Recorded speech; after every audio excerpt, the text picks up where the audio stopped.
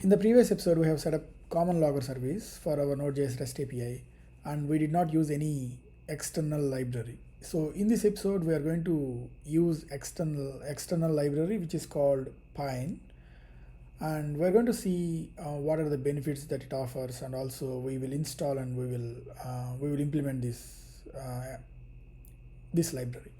Let's get into implementation. Now we have a API logger, which is a common file, and here is a Pine library homepage, npm page.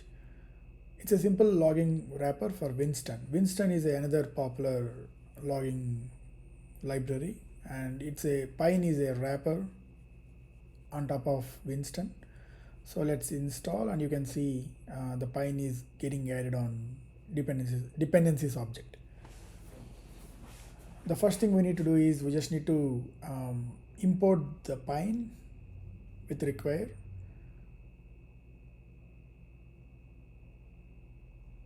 Then you just need to call this Pine and assign to that some variable. So I'm going to name that variable as logger. Now you can just use that variable and call the methods on Pine library.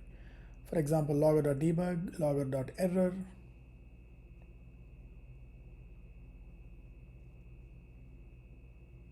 That's it. So this is the advantage of using a common service. For example, tomorrow if you do not like this Pine library, if you want to use some other library called Winston or some other library, all you need to do is you just need to uninstall Pine and you just need to install that another library that you like, and all you need to do is change these methods. So let's run this. Let's test one API so that we can see the logs. Yes, as you can see, this Pine library by default it is giving you a timestamp and also the log level, whether it is debug or info, and also the file name and the whole message that is being passed to the logger.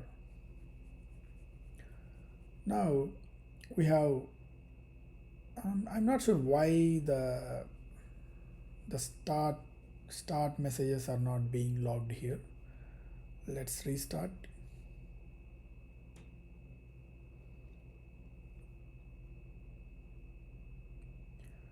We have info. Oh, I think it doesn't have a log method. So instead of log method, we should put info. Let's replace that. Now if you save this, you can actually see start messages as well.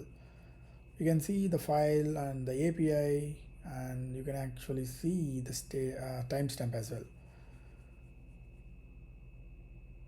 So that is the advantage of using logging libraries, which makes our coding easier and also the whole process easier and smooth. And there are also so many other options where you can have a look at the npm page. What are all the other options available from this library. Thank you for watching. Don't forget to subscribe.